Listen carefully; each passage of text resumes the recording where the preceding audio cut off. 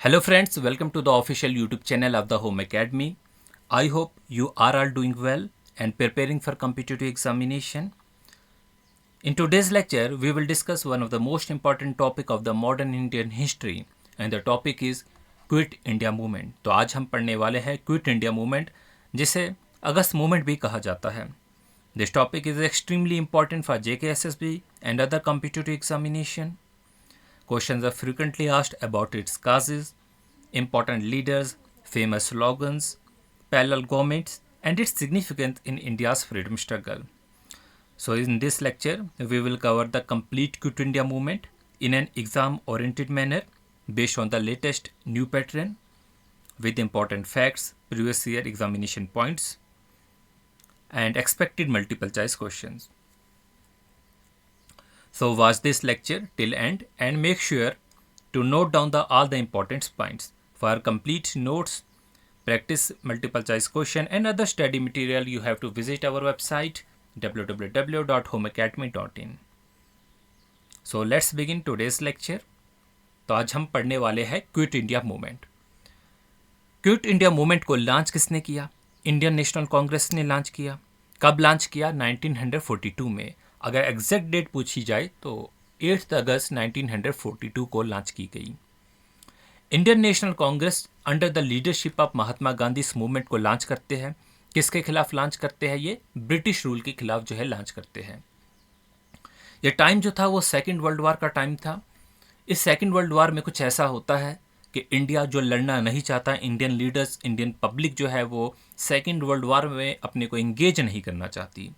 ये वार जो है दो मेजर ग्रुप्स के बीच में चल रही थी। एक तरफ थी अलाइड पावर्स, जिसमें United kingdom, France, Soviet union, United state और चाइना था, और दूसरी तरफ थी एक्सिस पावर, जिसमें जर्मनी, इटली, जापान जैसे मुल्क थे। और आप जानते हैं उस टाइम जो ब्रिटिश थे वह अलाइड पावर का पार्ट थे, और यह अलाइड पावर जो है इंडिया को इंगेज कर रही थी सेकेंड वर्ल्ड वॉर में। तो होता कुछ इस तरीके से है कि इंडियन लीडर्स को जो है वो कंसल्ट नहीं किया जाता है और उन्हें जो है वो इंगेज कर दिया जाता है वार में। तो इस मूवमेंट को हम क्विट इंडिया मूवमेंट को जो है वो अगस्त मूवमेंट भी कहते हैं, भारत छोड़ो आंदोलन भी कहते हैं। वो कहा जाता है कि ये जो मूवमेंट जो है वो क्या डिमांड कर रही थी। तो मेन जो डिमांड थी इस मूवमेंट की वो क्या था? Immediate withdrawal of the British rule, कि ब्रिटिश रूल का अब जो है यहाँ से विड्रॉल होना चाहिए, कि कंप्लीट इंडिपेंडेंस की ही बेसिकली बात की गई थी। तो ये मूवमेंट वर्ल्ड वॉर सेकंड के टाइम होती है। वर्ल्ड वॉर सेकंड जो है वो कब से कब लड़ी गई? 1939 से 45 के बीच में जो है लड़ी गई। 1 सितंबर 1939 को जो है वो एडोल्फ हिटलर जो थे वो इन्वेट करते हैं पोलैंड को। उसके रेस्पॉन्स में ब्रिटेन और फ्रांस जो है वो डिक्लेयर कर देते हैं वार ऑन जर्मनी ऑन 3 सितंबर 1939 में, और ये वार शुरू हो जाती है। अब ब्रिटिश जो थी वो क्या डिमांड कर रही थी इंडिया से, कि इंडिया जो है वो इन्वॉल्व हो जाएगा वार में by the British without consulting the Indian leaders. तो इस वार की वजह से इकोनॉमिक हार्डशिप और इन्फ्लेशन वगैरह जैसी जो है वो चीज़ें जो है वो इंडिया में देखने को मिली।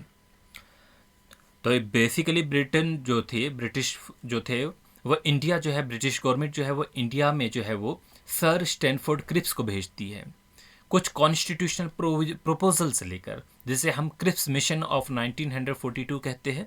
और ये मिशन जो है पूरी तरीके से फेल हो जाता है। वो क्या मिशन था, वो क्या प्रपोजल लेके आए थे? कुछ हमारा जो आइन था उसमें प्रपोजल लेके आए थे कि हम जो है इस पे काम करेंगे, लेकिन वो सारा कुछ वार के बाद काम किया जाएगा। पहली तो बात ये थी, ये प्रपोजल फेल क्यों होता है कि no immediate transfer of power. Transfer of power जो है वो इमीडिएटली नहीं दी जा रही थी इंडियंस को। डोमिनेंट स्टेटस की बात की गई थी कि आप जो है वार के बाद जो है डोमिनेंट स्टेटस में ही रहेंगे, कंप्लीट इंडिपेंडेंस नहीं दी जाएगी।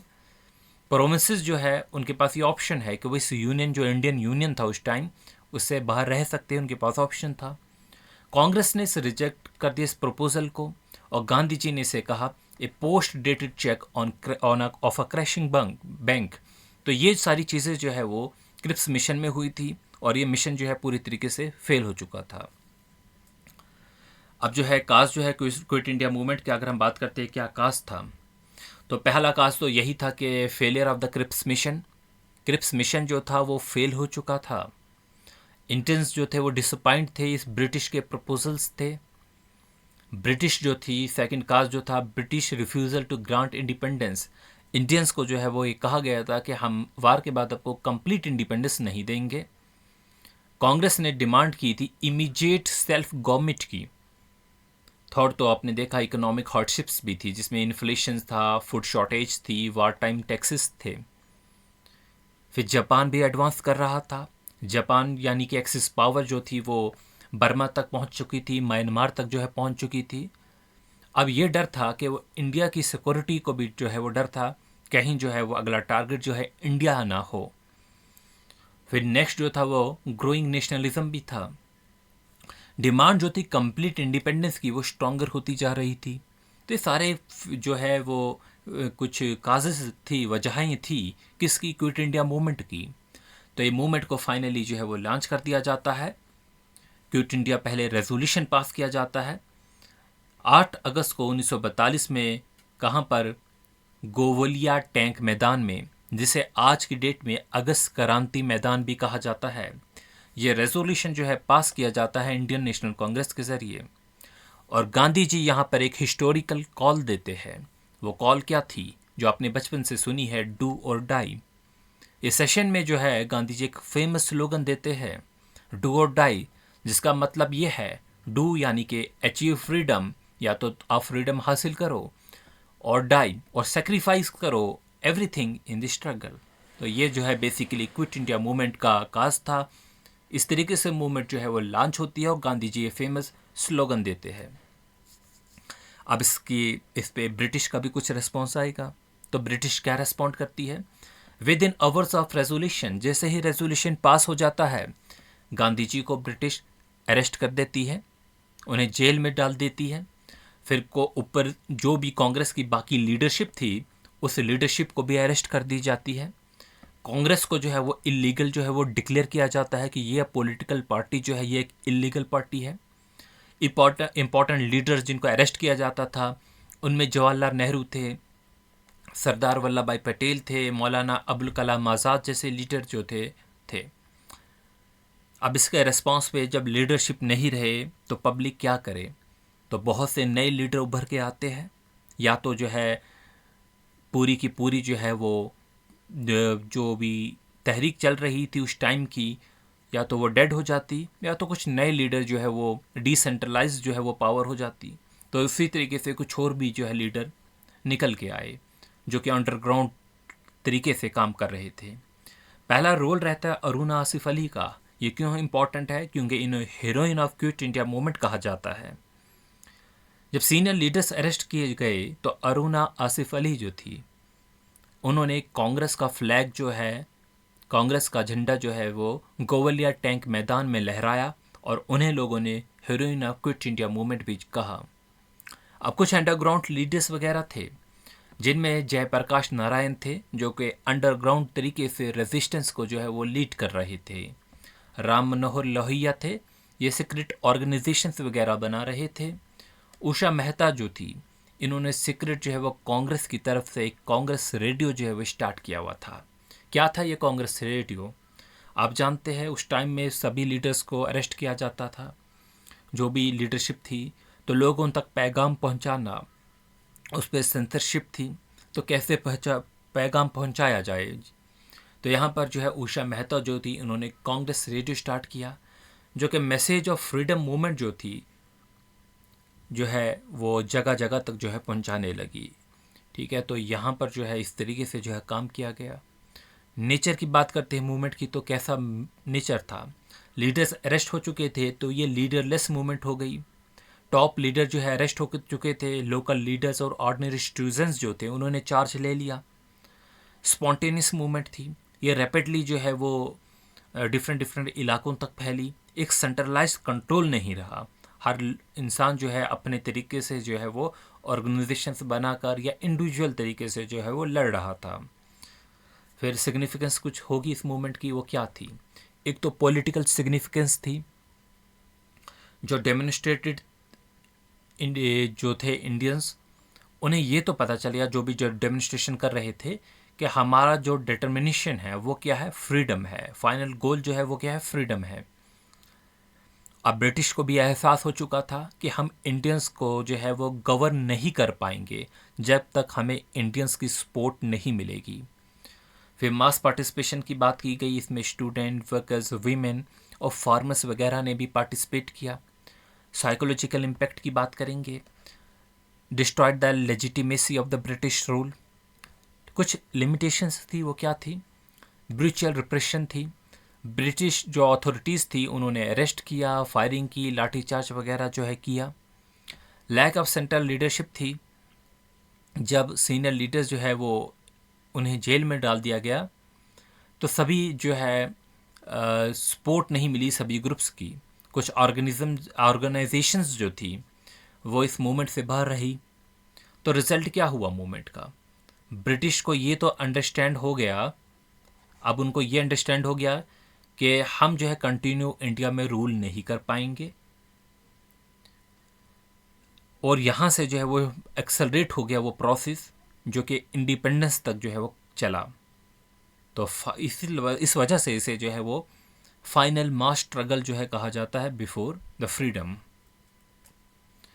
इंपॉर्टेंट फीचर्स की बात करेंगे, पहला फीचर जो है मास सिविल डिसोबीडियंस था।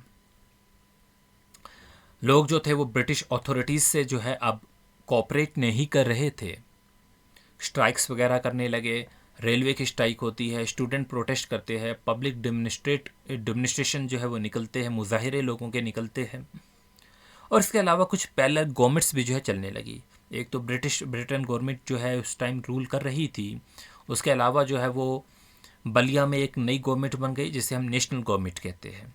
इसी तरीके से सतारा में प्रति सरकार बन गई, और तामलुक रीजन में जो है वो तमरली पता नेशनल गवर्नमेंट जो है वो बन चुकी थी। अब हम जितना पढ़ चुके हैं उसके कुछ इंपॉर्टेंट इवेंट्स को देख लेते हैं। पहला हमने क्रिप्स मिशन जो है वो देखा, उसकी डेट क्या थी, मार्च 1942 में क्रिप्स मिशन आता है। क्विट इंडिया रेजोल्यूशन अगस्त 1942 में जो है वो पास होता है। डू और डाई की स्पीच जो है वो फाइनली 8 अगस्त को 1942 में महात्मा गांधी देते हैं, और 9 अगस्त को ही जो है वो लीडर्स वगैरह को अरेस्ट किया जाता है। फिर अंडरग्राउंड एक्टिविटीज़ चलती है, 1942 से स्टार्ट होती है और तकरीबन 2 साल तक अंडरग्राउंड एक्टिविटीज़ रहती है, और 1947 तक जो है इंडिपेंडेंस को जो है फाइनली अचीव कर लिया हो जाता है। कुछ इंपॉर्टेंट वन लाइनर क्वेश्चन जो पिछले कॉम्पिटिटिव एग्जामिनेशन में आए हुए हैं। क्विट इंडिया मूवमेंट जो है लॉन्च कब हुई, 1942 में। इसे जो है वो दूसरा नाम क्या है, इसको क्या कहते हैं, अगस्त मूवमेंट भी कहते हैं, और भारत छोड़ो आंदोलन भी कहा जाता है। यह मूवमेंट कब शुरू होती है, 8 अगस्त को 1942 में। ये स्लोगन किसने दिया, डू और डाई, गांधी जी ने। वेन्यू की अगर बात करते हैं कहाँ से शुरू होती है, तो गोवलिया टैंक मैदान में, जिसे अगस्त क्रांति मैदान भी कहा जाता है। क्रिप्स मिशन फेल हो जाता है कब, 1942 में ही। कांग्रेस का फ्लैग जो है किसने होस्ट किया था, अरुणा असफ अली ने किया था। कांग्रेस का रेडियो किसने स्टार्ट किया था, उषा मेहता ने किया था। हमने देखा 3 जगहों पे एक नई गवर्नमेंट बनी, तो प्रति सरकार कहाँ पर बनी, सतारा में जो है वो बनी। क्विट इंडिया मूवमेंट जो है फाइनली जो है वो कहा गया इसे एक final mass movement before the independence. अगर क्वेश्चन पूछा जाए कि वो कौन सी थी, तो वो क्विट इंडिया मूवमेंट थी। कुछ एमसीक्यूज जो है वो करेंगे, पहले हम वन लाइनर, फिर हम जो है वो न्यू पैटर्न वाले क्वेश्चन करेंगे। तो सिंपल पहला क्वेश्चन, क्विट इंडिया मूवमेंट जो है कब लॉन्च हुई, 1942 में। स्लोगन डू और डाई किसने दिया, गांधी जी ने। आंसर मैच कीजिए, क्वेश्चन नंबर 1 का सी है और बी का भी सी है। क्वेश्चन नंबर 3 है, Quit India resolution was passed at, कहाँ पर जो है वो पास किया गया, तो यहाँ पर जो है लाहौर है, बम्बई है, दिल्ली है और कलकत्ता है। तो बताइए क्विट इंडिया रेजोल्यूशन कहाँ पर पास किया गया, तो ऑप्शन जो है वो का बी होगा, ये बम्बई में पास किया गया। क्वेश्चन नंबर 4 है, which missions failure led to directly to the movement, तो कौन सा मिशन फेल हो चुका था जिसकी वजह से जो है क्विट इंडिया मूवमेंट जो है वो स्टार्ट हुई। तो हम सभी जानते हैं वो क्रिप्स मिशन था, तो सही आंसर जो है आपका सी होगा। क्वेश्चन नंबर 5 है, who is known as the heroine of Quit India movement, तो अभी हमने पढ़ा अरुणा असफ अली जो थी वो क्वीन थी क्विट इंडिया मूवमेंट की। अब कुछ स्टेटमेंट्स दी गई है, आप पढ़ेंगे और आंसर देंगे। Quit India movement was launch in 1942, ठीक है, हम जानते हैं, सही डेट है। Gandhi ji gave the slogan do and die, सही है। Cripps mission succeeded in satisfying the Congress demand, तो बिल्कुल गलत है। ये मिशन जो है वो फेल हो चुका था, ये कांग्रेस की डिमांड जो है वो सेटिस्फाई नहीं कर पाया। तो 1 और 2 ऑप्शन जो होगा वो सही होगा। ऑप्शन मैच कीजिए और ऑप्शन बी सही है। क्वेश्चन नंबर 2 है, Aruna Asif Ali hosted the Congress flag at Govalia tank. Usha Mehta operated the Congress radio. The movement began after the failure of the Cripps mission. तो सही स्टेटमेंट है तीनों, तो 1, 2 और 3 जो होगा वो सही आपका आंसर होगा। अब कुछ मैच है, तो आप देखिए गांधी जी इनसे क्या सही मैच होगा। तो हमें पता है कांग्रेस फ्लैग, कांग्रेस रेडियो, क्या अंडरग्राउंड मूवमेंट तो गांधी जी ने नहीं शुरू की, उन्होंने डू एंड डाई जो है वो स्लोगन दिया था। अरुण आसिफ अली जो थी तो हीरोइन थी क्विट इंडिया मूवमेंट की, इन्होंने कांग्रेस के फ्लैग को होस्ट किया। उषा मेहता जो थी वो कांग्रेस के रेडियो को स्टार्ट की, और जयप्रकाश नारायण जो थे अंडरग्राउंड मूवमेंट इन्होंने स्टार्ट की। क्वेश्चन नंबर अगला है, तो यहाँ पर देखिए which are the following parallel government was emerge during the Quit India movement. तो वो कौन सी पैरेलल गवर्नमेंट थी जो क्विट इंडिया मूवमेंट के वक्त जो है स्टार्ट हुई। तो आप देखिए ये एडवांस लेवल के क्वेश्चन अगर आपके पास आएंगे तो इस तरीके से नए पैटर्न पे आ रहे हैं, 1 लाइनर कम पूछे जाते हैं। फिलहाल अगर पूछ लिए इस टॉपिक में से ऑलमोस्ट हमने हर चीज़ को कवर कर ही लिया है। और कुछ क्वेश्चन जो मैंने फ्रेम किए हुए हैं इस टाइप से भी क्वेश्चन आते हैं, ठीक है। तो अभी हम और कुछ जब हम मॉक टेस्ट की प्रैक्टिस करेंगे तब हम और क्वेश्चंस को जो है लेके आएंगे। तो आप जानते हैं 17 में भी था, बलिया में भी था, तमलुक में भी था, तो तीनों जो है वो करेक्ट होगी। तो अब हम रिवीजन कर लेते हैं थोड़ा सा, हमने क्या क्या पढ़ा, या आप जो है कुछ पॉइंट्स जो है वो लिख लेंगे। ऑलरेडी जो है हम ये डिस्कस कर चुके हैं ये पॉइंट्स वगैरह, तो आप जो है वो देख सकते हैं, और अगर इनको नोट डाउन करना चाहते हैं तो आप करेंगे इसमें नोट डाउन। मैं आपको टाइम दे रहा हूँ इसमें, ठीक है। तो अब हमने जो है इसको ऑलमोस्ट जो है वो कंप्लीट कर लिया है। तो आप जानते हैं क्विट इंडिया मूवमेंट अब क्या है। क्विट इंडिया मूवमेंट जो है was the last great mass movement launched against the British rule and played a crucial role in accelerating the India's journey towards independence. तो अगर आप एग्जामिनेशन पॉइंट ऑफ व्यू से देखेंगे तो इम्पॉर्टेंट फैक्ट्स है, जैसे कि 1942 का ईयर जो कि हमने पहले ही यहाँ पर जो है मेंशन कर लिया है, ये है स्लोगन डू एंड डाई है, failure of the Cripps mission है, रोल ऑफ अरुण आसिफ अली है, Usha Mehta, Congress radio and the parallel government वगैरह जो है ये है। So I hope this lecture helped you to understand the Quit India movement in a simple and effective manner. If you find this lecture useful, please like, share and subscribe to Home Academy YouTube channel and press the bell icon so that you never miss any upcoming lecture. For complete notes and preparation, you have to visit on our website www.homeacademy.in and follow on us Telegram, Facebook and contact on WhatsApp. Instagram is also there. Thanks for watching. Wish you good luck.